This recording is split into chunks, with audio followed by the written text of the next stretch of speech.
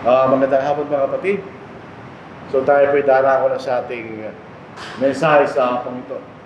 Dito sa Efeso, babasahin natin. Dito sa Efeso, o sa Colosas, ikatlong kabanata, doon sa ikalabing-anim na talata, ito ang ating mababasa. Maninirahan namang sagana sa inyo salita ng Kristo, ayon sa lahat ng karunungan. Magturo at magpaalalahanan kayo sa isa't isa sa pamagitan ng mga salmo at mga himno at mga awiting spiritual na umaawit na may pasasalamat sa Diyos sa inyong puso kanya. So itong talatang binasa natin, sinasabi sa atin na sa pamagitan ng mga salmo, mga himno at mga awit sa spirito nating inaawit, tayo nagtuturo at nagpapalalahanan sa isa't isa. In other words, ang ating mga inaawit, ang kailang nilalaman, ay scriptural. Ito itinuturo din ng Biblia. So itong mga awit na ito, karamihan, maliban lang sa mga salmo, maraming salmo na tayo inaawit natin na hindi natin nalalaman. Halimbawa, Hallelujah, Praise Jehovah, yun po isang salmo na mababasa natin sa Malalang Sulatan, ginawang awit. Karamihan niya yung mga spiritual na awit na ginawa ng mga tao, pero ang mga mensahe ay tinuturo doon ng Biblia. Kaya ang ating mensahe sa hapon ito ay may kaugnayan doon. Ang ating pag-aaralan ay isang awit na mamaya po ay ating awitin sa ating ihimbo. Ito ay number 155, Lamb of God. So sa ating psalms, hymns, and spiritual songs, number 155. Makikita natin, ito ay isang kordero, isang lamb, at ang ating Panginoon ay ang kordero ng Diyos. Itong awit na ito, bilang background lang po sa atin, para malaman natin ang pinanggalingan ng awit na ito. Ito ay nakita ko sa internet. A song which presents Jesus Christ as the Lamb of God who takes away the sin of the world is Lamb of God. Yun ang mensahe ng awit na ito. Ito raw po ay, ang titik ay naisulat at ang tono ay ginawa ni Twila Paris Wright. May pinanganak noong 1958. So, matanda lang sa akin ito na 3 taon. O 65 years old na ito kung buhay pa. Ito ay kanyang kinopyright 1985 by Mountain Spring Music and Straightway Music. Pag sinabing copyrighted, ibig sabihin, pag ito ay yung gagamitin mo yung awit nito, di ba? Nilagay sa ating songbook, hindi kayo magbabayad doon sa gumawa. Yan ang ibig ng copyright. Hindi mo siya pwedeng palitan na walang kapahintulutan doon sa gumawa. Sa ating mga songbook na mga kapatid, ito ay naisulat din. Sinasabi dito, mababasa natin. At sa ating sariling songbook, psalms, hymns, and spiritual songs, ay nagdandan din niya. Hindi ko alam kung ang nagsulat ay isang Kristiyano o hindi. Pero ang mensahe niya ay ating pag-aaralan. At makikita natin na ito'y maraming itinuturo sa atin na galing din naman sa banal na sulatan. Kaya nga po ating magiging batayan sa ating mensahe sa hapong ito. So doon sa unang stanza, dahil 3 lang po ito 4 lang kasama yung chorus. Your only Son, no sin to hide, but you have sent Him from your side to walk upon this guilty sod and to become the Lamb of God. Itong salitang ito, hindi natin gano'ng ginagamit siya. Pero ang ibig sabihin ng sod, sa natural na kahulugan, ito yung unang bahagi ng tamungan niya. Ginagamit nito sa kahulugan ng bayan, sa kanyang bayan. So ito ang unang stanza na makikita natin. Na kanyang sinasabi, ang anak ng Diyos ay sinugo sa lupa. Siya'y sinugo sa lupa. So hindi siya tagalupa, makikita natin. Ang ating Panginoon, hindi siya tagalupa, siya'y tagalangit. At makikita natin dito, siyang tayong anak ng Diyos. In other words, wala nang ibang anak ng Diyos maliban sa ating Panginoon. At ito'y pinatunayan sa maraming paraan. Sa John chapter 20, verse 30, Hanggang verse 10, and truly Jesus did many other signs in the presence of His disciples, which are not written in this book. So ang sinasabi, ang Panginoon marami pa siyang ginawang mga himala na hindi natin mababasa sa Biblia. But these are written that you may believe that Jesus is the Christ, the Son of God, and that believing you may have life in His name. Ito mga salitang ito, napakahalaga. Ang salitang Jesus, ito'y pangalan, kahit ngayon pangalan nito. Pero ang ibig sabihin ng Jesus ay Savior, tagapagligtas. Mababasa natin sa Matthew chapter 1. Kung ipinanganak ng ating Panginoon, ang kanyang pangalan ibinigay ay Jesus, kanya. Sapagkat ililigtas niya ang kanyang bayan sa kailangang kasalanan. At ang salitang Christ, ang ibig sabihin, the anointed one, sa ang pinili ng Diyos.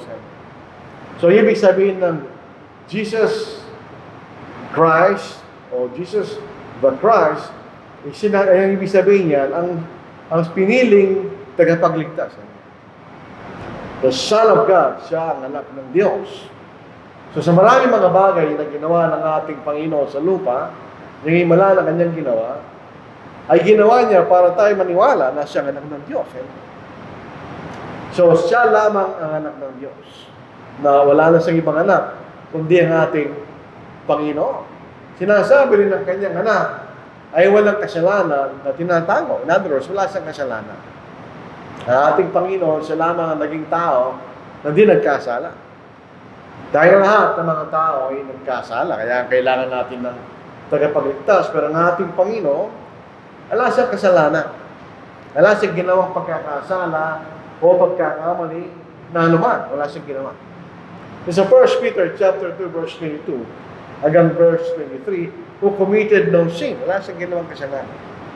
Nor was deceit found in His mouth. So, hindi rin nakita ng pandaraya kanya, nagaling sa kanyang bibig. Where He was reviled, nung siya ay ininsultuhan niya, did not revile in return. Hindi siya gumantihan. When He suffered, nung siya nagdusa, He did not threaten. Kasi pinahirapan ng mga tao, hindi siya gumanti.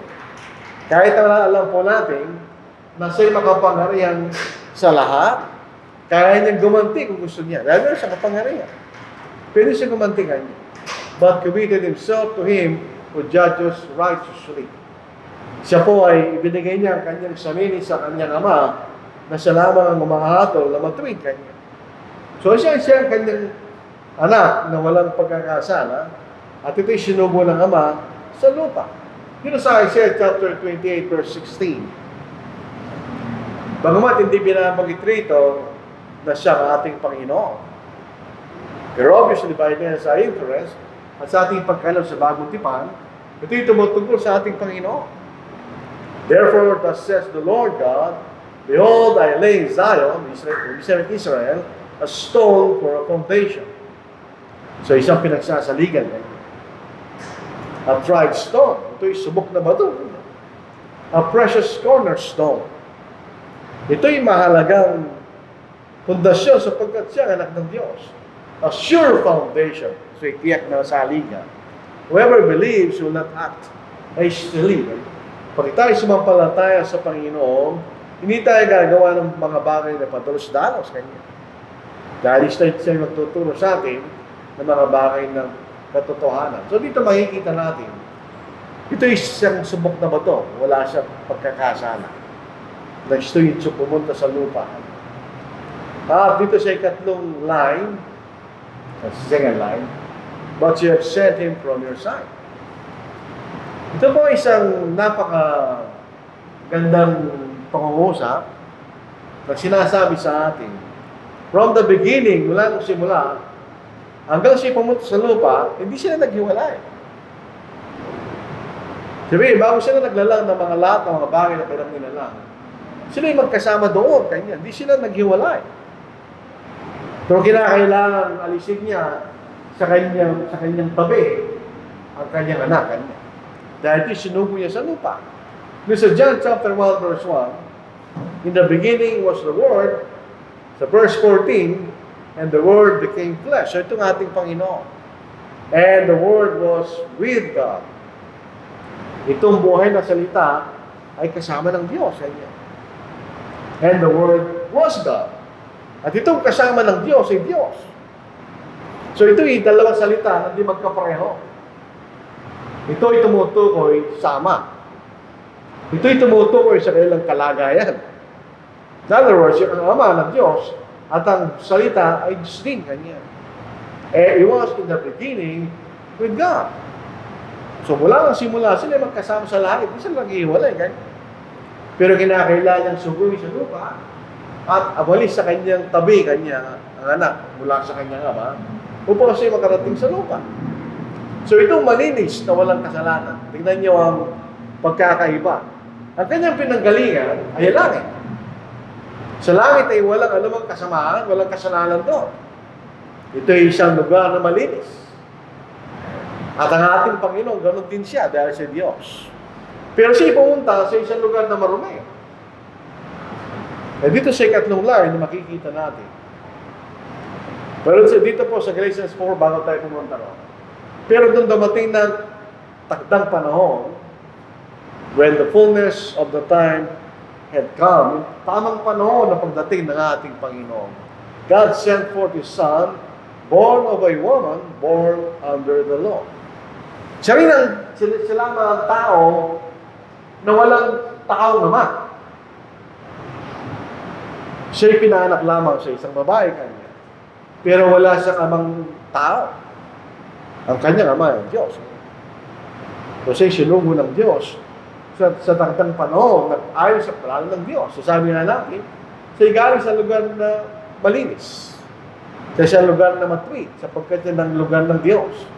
Pero siya pumunta sa lupa to walk upon this guilty son. Kanya. Ito pong salitang ito actually, hindi ko alam kung nationality na nung nagsaling. Pero itong salitang ito, hindi ginagamit ng mga Amerikano. Ito ay ginagamit ng mga English. Yung son, actually, ito ay ginagamit nila sa pagbubura sa isang negatibong paraan. So, sinasabi, siya pumunta sa isang maruming lugar kanya. Sa isang lugar na walang buhay. Sa isang lugar na punong-puno ng kasalanan.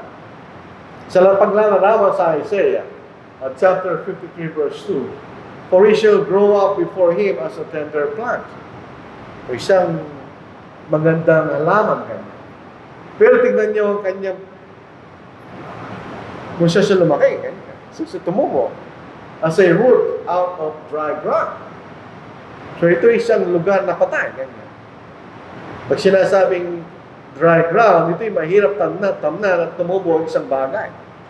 Katulad na sa lugar sa likod namin, sa bahay namin. Dahil nung pinapagawa namin yung Poso Negro namin, nagsobra yung buhangin. So tinambak sa likod. So naisip ko one time na magtanim. So, nagtanim naman ako. Naglagyan ko naman ng fertilizer. Pero namatay na lahat. Lahat ng tinanim ko, nagbunga lang sa taas, namatay lahat. Dahil yung lugar ay lugar ng buhangin. Ganyan. Ang tubig, hindi nagtatagal sa lupa, ay namatay ang aking mga halaman. So kung magtatanim ka doon, palitan mo yung lupa. Alisin mo yung buhangin. He has no form or comeliness, and when we see Him, there is no beauty that we should desire Him. Ito'y nagpapakita ng pagdating niya sa lupa, bilang mapagpumaba, wala siyang kataasan na makikita natin. So siya pumunta sa isang lugar na taliwas o baliktad sa pinanggalingan niya. Siya'y walang kasalanan, siya'y matuwid, pupunta siya sa lupa kanya. Sino dinatnan niya? Doon sa Isaiah chapter 53 verse 6, all we like sheep have gone astray. Pagka ang tupa, nahiwalay sa kanyang pastol, siya'y maliligaw. Hindi naman sinasabi ang mga tupa ay hindi katulad ng mga hayop, pero ang characteristic ng tupa, kailangan niya ng pastol. Pag walang pastor, mawawala siya. We have turned everyone to his own way. And the Lord has laid on him the iniquity of us all. So ito'y dinatnan niya. Ang mga tao sa kanya-kanyang daan, sa kanyang kaisipan. Sila'y naliligaw kanya. Silang lahat ay makasalanan. So yun ang dinatnan ng ating Panginoon. So sa John chapter 1, sinasabi, Siya'y pumunta sa kanyang sariling bayan, pero kanya hindi siya tinanggap. Dahil ang kanyang sariling bayan, gaya ng sinasabi ni Isaiah, ay isang makasalanang bansa. Kung sa Isaiah chapter 1, sinasabi ni Isaiah, mabuti pa kanyang tupa, kinikilala niya kanyang pastor. Pero aking bayan kanya, hindi nila ako kilala kanya. Yun ang pinuntahan ng ating Panginoon nang siya pumunta sa lupa. At ito interesting na line, and to become the Lamb of God. So, ano significance ng kordero ng Diyos? Yung kordero lang yan. So, ito pa lang, ito pa. So, ano significance doon? Makikita natin dito sa John chapter 1 verse 29, the next day, John saw Jesus coming toward him and said, behold, the Lamb of God who takes away the sin of the world. So siya ang kordero ng Diyos, kanya, nag-aalis ng kasalanan ng sanglibutan. So yung kordero ng Diyos, kanya, ito ang kordero ng Diyos. Ito ang nag-aalis ng kasalanan ng sanglibutan. Ito ang nasabi ni Apostle Peter sa kanyang ulang sulat sa 18 talata, knowing that you were not redeemed with corruptible things, like silver or gold, from your aimless conduct, received by tradition from your fathers, but with the precious blood of Jesus, as of a lamb without blemish and without spot. So tayo ay tinubos mula sa ating mga pagkakasala sa pamamagitan ng mahalagang dugo ng ating Panginoon. Katulad ng isang kordero na walang without blemish, without spot, walang kapintasan, walang dumi kanya. Alam po niyo ito salitang yan. Without blemish and without spot, yun yung nasa Old Testament. Ito mga bagay na may kaugnayan sa kordero, na may kaugnayan sa pagtubos. Ito yung makikita natin sa Old Testament. At ito ay makita natin may kaugnayan sa ating Panginoon. Sa Old Testament, maalala natin sa kasaysayan ng Israel, nung sila nasa Ehipto, pumunta si Moses at si Aaron, kinangusap nila ang Pharaoh. Napalayain na ang bayan bansang Israel mula doon. Pero sa maraming pagkakataon, ang Pharaoh hindi siya pumayag. Number one, pinakikinabangan nila ang bansang Israel dahil sila yung mga alipin at ginagamit nila sa kailang paggawa. Mawawala sila ng mga taong gumagawa. So ayaw ng punishing. So ang ginawa ng Diyos, siya nagbigay ng mga plagues, mga kaparusahan na binigay sa bansang Ehipto, at ang pinakahuli ay yung kamatayan ng lahat ng mga panganay sa Ehipto. E pansinin natin, ang bansang Israel ay nasa Ehipto. So kung papatayin ng Diyos ang lahat ng panganay sa bansang Israel, ay kasama ang bansang Israel. So paano ililigtas ng Panginoon ang kanyang bayan? So dito natin makikita yung kahalagaan itong lahat na sinasabi. Babasahin natin, napakahaba po niya. Basahin po natin. Dito sa Tagalog, hindi natin basahin. Dito sa Exodus chapter 12, verses 1 to 14. Nung mangyari ito, ang Pharaoh, pinalaya ang bansang Israel. Dahil namatay lahat ng panganay sa Egypto. Pati panganin ng mga hayop, pati panganin ng mga tao, namatay lahat yun. Basahin po natin. Ang Panginoon ay nagsalita kina Moses at Aaron sa lupay ng Egypto at na sinasabi, ang buwang ito ay magiging panimula ng inyong mga buwan. Ito magiging unang buwan ng taon para sa inyo. Sabihin ninyo sa buong kapulungan ng Israel, sa ikasampung araw ng buwang ito, ay kukuha ang bawat lalaki sa kanila ng isang kordero. Ayon sa mga sambahayan ng kanilang mga ninuno, isang kordero sa bawat sambahayan. Kung ang isang bahayan ay napakaliit para sa isang kordero, siya at ang kanyang malapit na kapitbahay ay magsasalo-salo sa isa ayon sa bilang ng mga tao. Gagawin niyo ang pagbilang ng isang kordero ayon sa makakain ng bawat tao. Ang iyong kordero ay walang kapintasan ganyan. Without blemish and without spot. Walang kapintasan. Isang lalaki na 1 taong gulang, yung kukunin ito sa mga tupa o sa mga kambing. Iyon ang inyong ingatan hanggang sa 14 na araw ng buwang ito. At papatayin ng buong kapulungan ng kapisyanan ng Israel ang kailang mga kordero sa paglubog ng araw, alas 6 ng hapon. Pag dumating ang alas 6 ng hapon, papatayin ng bawat sambahayan ng mga Israel sa lupain ng Egypto.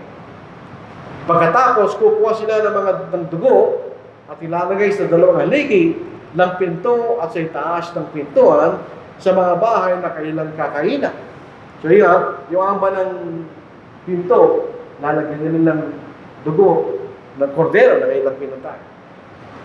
Kailang kakainin sa gabing iyon ang kordero, kailang kakainin ito na inihaw sa apoy, kasama ang tinapay na walang pampalsa at mapapait na gulay. So hindi ito masarap na pagkain. Wala mang flavor yung kordero. Basta iihaw nila kasama yung laman loob, imagine natin yun. Tapos kakain ka na tinapay na walang pampalsa, so siya yung tinapay na matigas at mapait na gulay kanya. Huwag ninyo itong kakaining hilaw o pinakuluan man sa tubig, kundi inihaw sa apoy, pati ang ulo, ang paa, at ang mga laman loob nito. Kanya.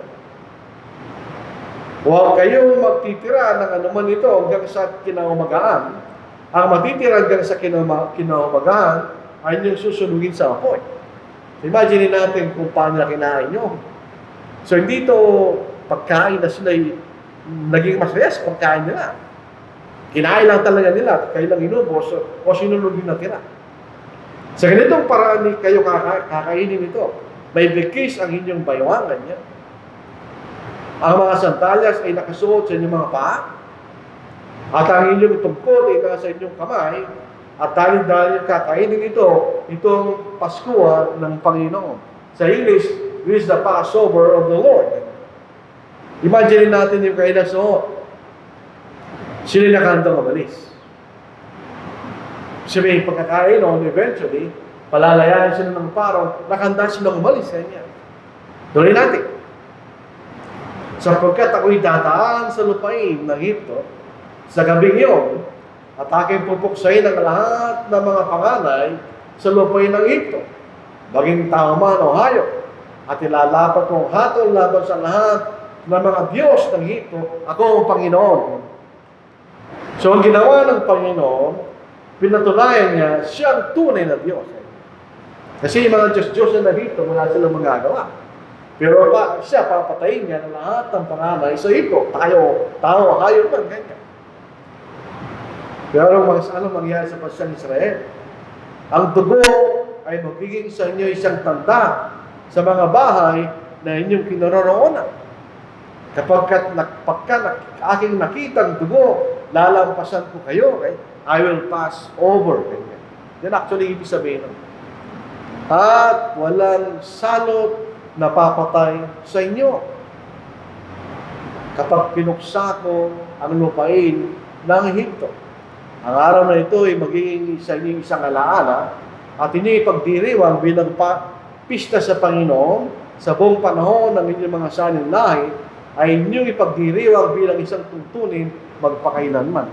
Magpakailanman ang gatungin ng iba sa Israel. Pero anong nangyari doon? Yung merong dugo sa amba ng pintuan, sila naligtas mula sa kamatayan. In other words, itong Passover lamb na pinatay nila, yung dugo nito, ito ang dahilan bakit sila naligtas mula sa kamatayan. Yung mga panganay ng bansang Israel, yung mga hayop nila, pati yung mga tao. Babalik tayo sa Panginoon. Ito ang kordero ng Panginoon. Ganyan. Balik tayo sa Panginoon. Siya ang ating Passover. So, nilampasan sila sa kamatayan. Sa pamamagitan ng ating Panginoon, lalampasan rin tayo sa spiritual na kamatayan. Lalampasan tayo ng kaparusahan na mula sa Diyos. Dahil sa dugo ng ating Panginoon. Kung ito'y may dugo rin yun. Yan ang dugo ng ating Panginoon. Sa 1 Corinthians chapter 5 verse 7, alisin ninyo ang lumang pampalsa upang kayo maging bagong masa kung paano kayo ngayon walang pagpalsa sapagkat si Kristo ang kordero ng ating Paskuha ay naalay na. Actually, hindi po tawag sa ating Paskuha. Ay, hindi natin nilang siguro alam kung paano sasanin yung Passover sa Tagalog. Kasi English, madali, Passover, ng the Lord. So ito yung Passover sa Old Testament. Ito yung Passover lamb sa Old Testament. Ang ating Panginoon, ang Passover lamb sa Bagong Tipan. At ang kanyang dugo, ang magtutubo sa ating pagkakasala. At tayo maniligtas mula sa wala hanggang kamatayan. Ganyan. Pagdating ng ating Panginoon at kanya hatulan ng lahat ng mga bansa, tayo natakpan ng dugo ng ating Panginoon. Lalampasan tayo ng Panginoon sa kaparusahan. So tayo maniligtas. At ang Panginoon ay walang Jesus was without spot and blemish. So pasingin nyo, hindi pinag-uusapan ng Panginoon dito. Pero ito nagbibigay ng kaisipan tungkol sa ating Panginoon. Ito yung Passover lamb sa Old Testament. Ang dugo, ang siya naging dahilan para hindi sila mamatay. Ang dugo ng ating Panginoon, ang dahilan kung bakit di tayo parusahan ng Diyos. Ito yung physical na kamatayan, yung spiritual na kamatayan. Sa kamatayan na ilalagay ng Diyos sa langit, pagdating niya sa uli at sa pangalawa, tuling pagkakataon. So siya ang ating Passover. Kaya siya'y naging kordero ng Diyos. Siyang paraan para maalis ang ating mga pagkakasala at wala ng ibang paraan. Yung pangalawang stanza, ang kordero ay pinako sa krus.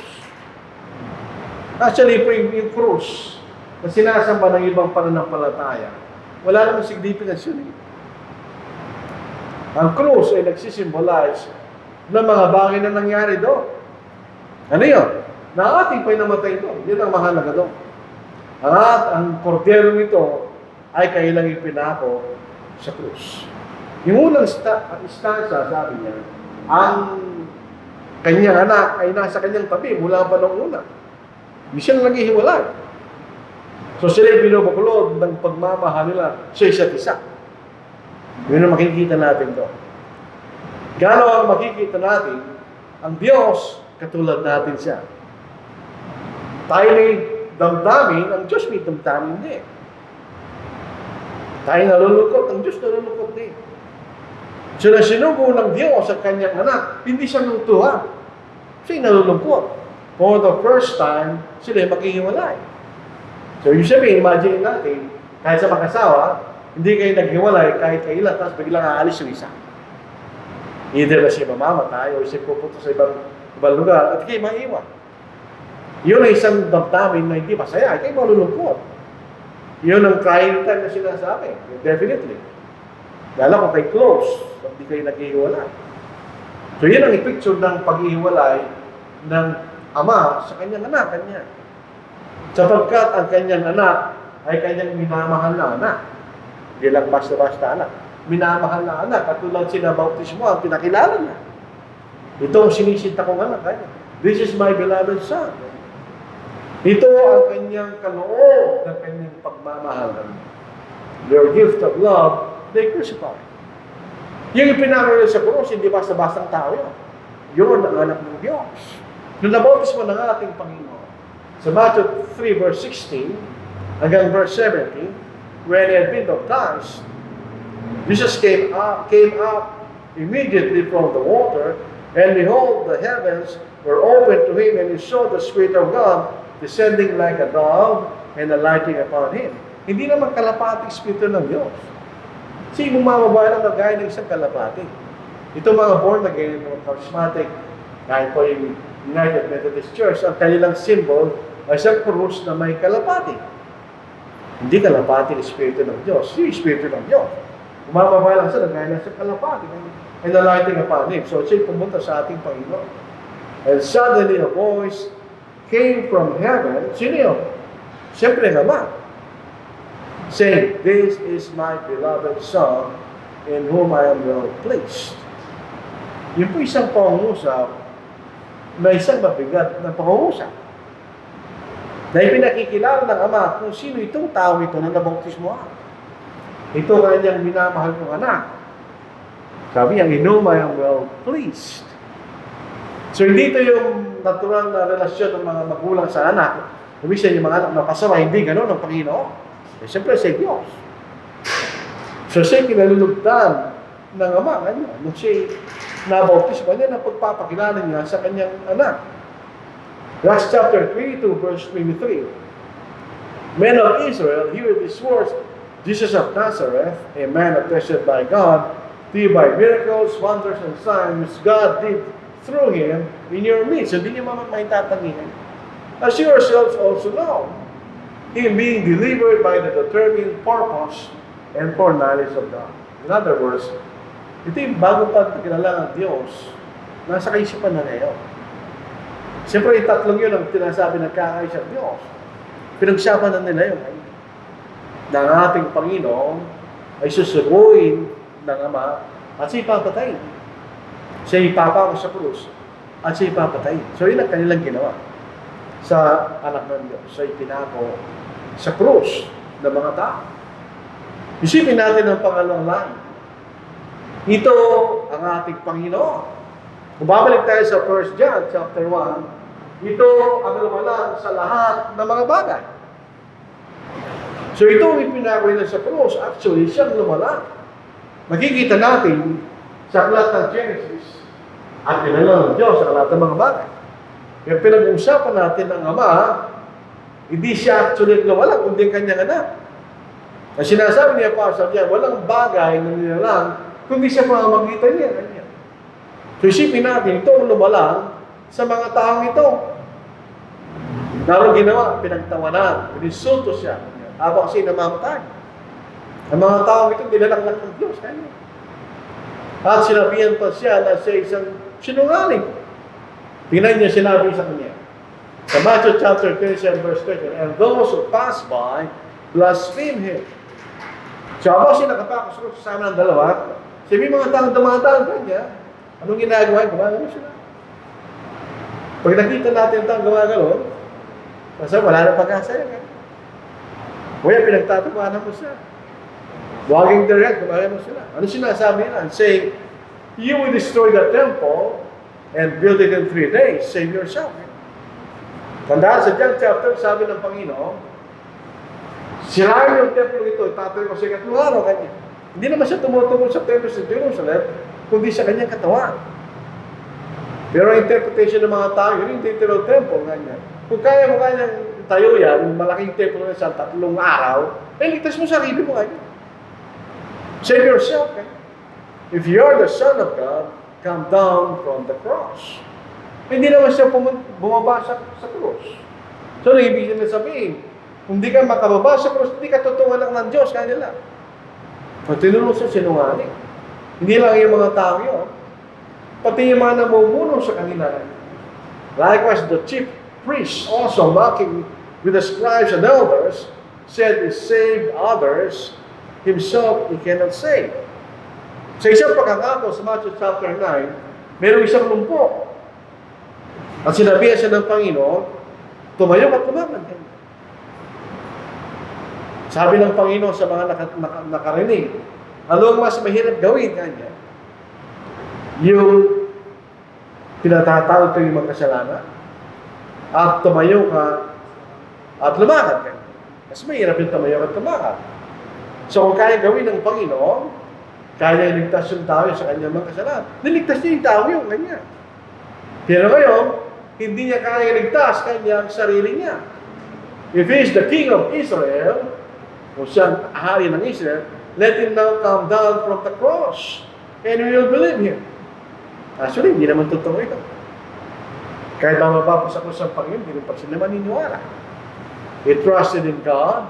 Let him deliver him now if you will have him. For he said, I am the Son of God. Papatid, hindi sinusulto nila. So, ininsulto na lang ating Panginoon. So, malaking kahihiyan, habang nakapakas sa uso ng ating Panginoon, ininsulto siya ng mga taong nilalang lamang niya. Isipin natin kung gaano ang control ng Panginoon sa sarili niya. Kung minsan ng mga magulang, hindi na natitiis yun eh. Pag nagkataon ng mga magulang, sabi nga, palitan tayo ng pangalan. Ganyan. Nasabi ng malinis sabihin ng nanay ko sa akin yan eh. Kung ayaw mo siya, palitan tayo ng pangalan. Ganyan. Hindi man sinabi ng Panginoon yun, isang ko. Pati kasama niya napako sa krus. Even the robbers who were crucified with him, reviled him with the same thing. Dito sa Matthew, sabi niya, yung dalawang pulisan na kasama niya, pareho siyang inisulto. Sa account ng Luke, yung isa nagbago. Nagsisi yung isa. Yung isa, hindi.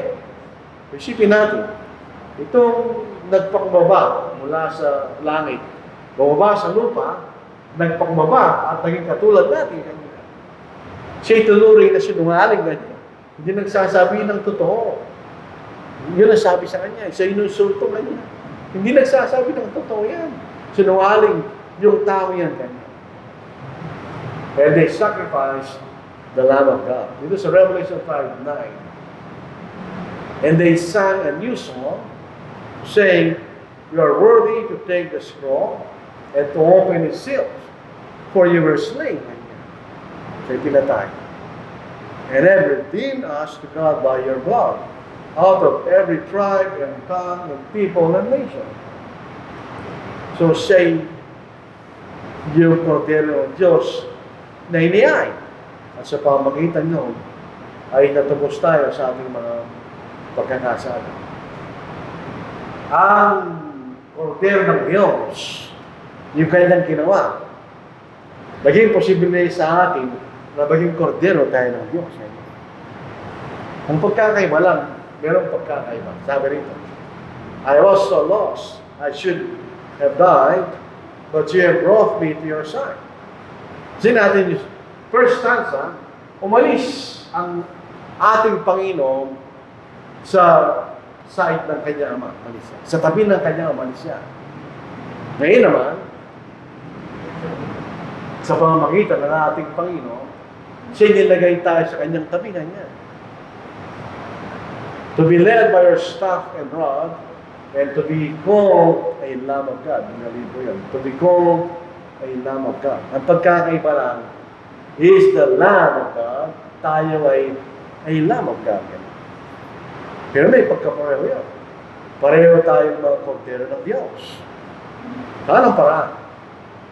Yan ang ating titignan. I was so lost, I should have died. Pagka sabi natin ng tupay na wala, eventually siya mamamatay. Namay, wala magpapakain sa kanya. Pangalawa, baka sa katayin ng mga lobo kanya, sila mamamatay. Dahil ang protection nila yung kanilang pastor. So, once upon a time, para tayong tupa na nawala kanya, naligaw. But have now returned to the shepherd, so isang larawan ng isang pastor kanya.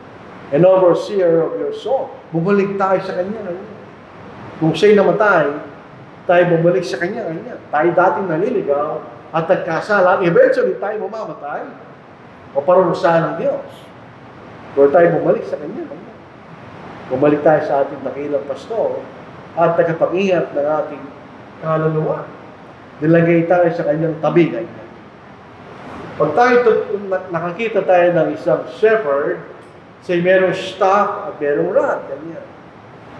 Yan yun ang gagamitin niyang pampalo sa mga kaaway ng kanyang tupa. Yan ang proteksyon ng kanyang tupa. But you have brought me to your side to be led by your staff and rod. So Hebrews chapter 2 verse 10, "For it was fitting for him, for whom are all things and by whom are all things, in bringing many sons to glory, to make the captain of their salvation perfect through sufferings." So tayo ngayon ay napunta sa tabi niya.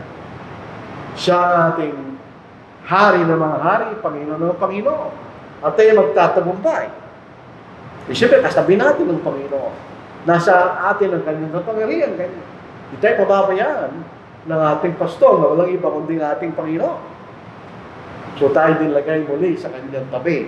Pagkatapos na tayo mawalay at naligaw, kanya-kanyang daan, walang direksyon, tayo pinalik sa kanyang tabi ngayon. Yung sa pinakauling line, and to be called a Lamb of God. Ito po isang napakagandang linya. So when they had eaten breakfast, Jesus said to Simon Peter, Simon, the son of Jonah, do you love me more than this? He said to him, yes, Lord, you know that I love you. And he said to him, feed my lambs. So dito makikita natin ang ating Panginoon ay may kordero. Sino yun? Tayo, mga Kristiyano. Tayo naging kordero ng Diyos. Sa pamamagitan ng ginawa ng kordero ng Diyos. So the Lamb of God tayo naging magkordero ng Diyos. So paano paraan? Siya ang the Lamb of God. Tayo ang mga kordero ng Diyos. So paano ang pagkapangayon? Number 1. Siya namatay para sa ating mga kasalanan. Ang kanyang dakilang ahid sa krus, ang dahilan kung bakit namatay tayo sa ating mga kasalanan. Siya namatay para sa ating mga pagkakasala. Tayo namatay rin sa ating mga pagkakasala. Siya nagsimula na pinatawad tayo sa ating mga pagkakasala. Pero bilang mga tupa ng Diyos sa mga kordero ng Diyos, kailangan din tayo mamatay sa ating mga pagkakasala. Isa sinabi ni Apostle Paul sa Romans chapter 6, ano ang nangyari sa atin nung tayo naging mag-Kristiyano? Sabi ni Apostle Paul, patayin na kayo sa kasalanan. Ganyan. Paano pa kayo mabubuhay doon? So katulad ng ating Panginoon na namatay para sa ating mga kasalanan, tayo rin namatay sa ating mga kasalanan. Hindi lamang tayo nabautismohan, kundi nang pagkatapos natin mabautismohan. Dahil sinasabi ni Pablo, sa Romans chapter 6, tayo makakalakad sa panibagong buhay, ganyan. Hindi na tayo babalik doon sa ating pamumuhay ng mga kasalanan, kundi tayo mamumuhay sa kalooban ng Panginoon, ganyan. Na tayo magiging banal at hiwalay sa kasalanan, yun nakita natin. Sa Colossians chapter 3, meron tayong papatayin. Ano yung papatayin natin? Papatayin natin ang kasalanan sa ating sarili. Aalisin natin ang mga bagay na tinatawag ng kasalanan. Ito po, basahin natin. Sa Colossians chapter 3 verse 5, patayin ninyo ang anumang makalupa na nasa inyo, pakikipid, karamihan, masamang pita, masasamang pagnanasa, at kasakiman na iti pagsama sa mga Diyos-Diyosan, dahil sa mga bagay na ito, dumating ang pot ng Diyos sa mga anak ng pagsuway. So, namatay siya sa ating mga kasalanan. Namatay rin tayo sa ating mga kasalanan. Pangalawa, siya'y sumunod sa kanyang ama. Tandaan natin, sa Filipos chapter 2, siya'y kapantay ng Diyos. Pero hindi na rin sa bagay na nararapat panahon ng pagkapatay sa Diyos. So, Diyos katulad ng kanyang ama, pero hindi ginawang dahilan. Siya naging masunuri hanggang sa kamatayan sa krus. Sabi ni Pablo sa mga sulat niya sa mga taga-Filipos. Ganon din tayo. Kailangan tayo sumunod sa Diyos o sumunod sa ating Panginoon para magkaroon tayo ng kaligtasan. Siya is the Lamb of God. We are lambs of God. Siya yung naging masunuri sa kanyang ama. Tayo rin ay magiging masunuri. Katulad niya rin. Basahin po natin. Sa Hebrews chapter 5, verses 8 and 9. Dito sinasabi, bagamat siya na, by necessary conclusion, hindi na kailangan gawin yan, ganyan. Kasi pagkat siya anak ng Diyos. Pero ginawa niya, basahin natin. Bagamat siya isang anak, siya natuto ng pagsunod sa pamamagitan ng mga bagay na kanyang tiniis. Kung sila yung magkasama sa langit, sino sumusunod doon? Sila yung magkapantay, pareho-pareho kayo ng kalooban. Pero sila pumunta sa lupa, bagamat siya anak ng Diyos kanya, sila pumunta sa lupa, natuto sila ng pagsunod sa pamamagitan ng mga bagay na kanyang tiniis. At nang maging sakda na nagawa niya mga bagay na dapat nang gawin, siya naging pinagmula ng walang hanggang kakaligtasan ng lahat ng mga sumusunod sa kanya. So siya yung pasunuri, tayo rin. Pangatlo, siya ang ating ahing. Is our sacrifice. Lahat ng mga sacrifice, pinapatay yan. Tayo boy na hay. Sabihin, ang ating Panginoon na nag-ahid sa kanyang sarili kanya. Tayo rin, iniyahin natin ang ating sarili sa Diyos. So, He is the Lamb of God, iniyahan niya kanyang sarili. We are lambs of God, iniyahan din natin ang ating mga sarili. Kaya dito sa Romans chapter 12. Yan ang sinasabi siya, tayo buhay na ahin. Sabihin, bagaman tayo buhay, tayo patay. Meron mga bagay na ating iniaahin sa Diyos. Romans chapter 12, ito ating mababasa. Sa unang talata. Kaya mga kapatid, isinasama ko sa inyo, alang-alang, sa mga kahabagan ng Diyos, na inyong iaalay ang inyong mga katawan na isang andong na buhay. Banal, nakasiyasya sa Diyos, na sa inyong makatwirang paglilingkod. Ito po ang tamang salin. Sa ibang salin makatwirang pagsamba nyo, naniniwala doon. Dito makikita natin, sabi niya, isang handog na buhay, banal. Ang salitang banal, tayo hiwalay sa kasalanan, pero hindi naman big sabihin, hindi tayo nagkakamali. Hiwalay tayo sa kasalanan, hindi tayo namumuhay doon. So, may tayo po'y buhay na ahi kanya. Sa 1 Peter, basahin natin. Sa 1 Peter chapter 4, itong ating mababasa. Katulad ng ating Panginoon, ganun din tayo kanya. Basahin po natin. Kung paano si Kristo ay nagdusa sa laman, ay siyang tatahan din naman ninyo inyong sarili sa gayon ding pag-iisip sa kasalanan. Upang hindi na tayo mamuhay sa laman sa inyong nananabing panahon sa masasamang pagnanasa ng mga tao, kundi sa kalooban ng Diyos. So tayo po ay buhay na ahin sa harapan ng Diyos sa pagdating ng ating Panginoon. Siya ay nilalhati, He was glorified. Sa Philippians chapter 2, siya binigay ng pangalan, higit sa lahat ng pangalan. Upang sa pamamagitan niya, lahat ng tuhod sa langit at sa lupa, at sa ilalim ng lupa, tayo po ay luluhod sa Kanya. He was glorified. Siya pinakilala ng Kanyang Ama na Kanyang anak. At tinawag niya Diyos. Nilalahati siya ng Ama. Gayun din tayo. We shall be glorified. Tayo rin ay lolalatingin, we will be glorified pagdating ng ating Panginoon. Dito sa Colossians chapter 3, balik tayo sa Colossians. Meron tayong buhay na walang hanggan, pero hindi pa natin hawak. Ito'y natatago sa ating Panginoon. Ang ating kalalatihan, ang ating buhay na walang hanggan, ito'y nasa ating Panginoon. Colossians 3. Balik tayo sa Colossians chapter 3. Dito sa ikatlong talata hanggang ika-4, sapagkat kayo namatay na, at ang inyong buhay inatatagong kasama ni Kristo sa Diyos. Kapag si Kristo na inyong buhay ay nahayag, ay mahayag nga rin kayo sa nakasama niya sa kalalatihan. So tayo masasama sa kalalatihan ng ating Panginoon. Pag kinawa tayo ng Panginoon sa lupa, tayo magiging malalahati katulad ng ating Panginoon. Sinasabi tayo magiging kasamang tagapagmana ng ating Panginoon. So ano ba klaseng kalalatihan na gusto natin na tayo maging kasamang tagapagmana ng ating Panginoon? At ito uli na makikita natin, siya ang anak ng Diyos. Tayo mga anak ng Diyos. Siya natatay ng anak ng Diyos sa isang paraan. Pero ay tayo tinanggapin ng Ama bilang kanyang mga anak. Dito sa Galatians chapter 3, verses 26 to verse 27. Kasayin natin. Sapagkat kay Kristo Jesus, kayong lahat ay mga anak ng Diyos.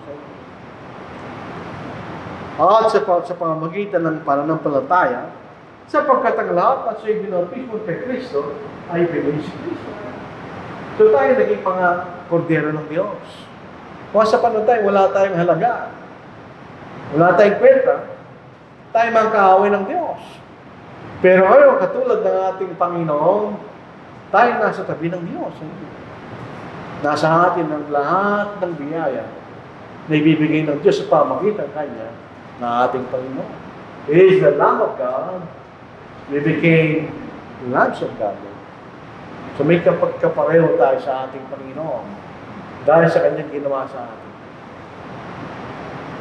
Jesus Christ is the Lamb of God who washes away our sins. Kahit sa panahon natin ngayon, hindi naman natin pwedeng sabihin na hindi tayo nagkakamali. Totoo, hindi tayo namumuhay sa pagkakasala.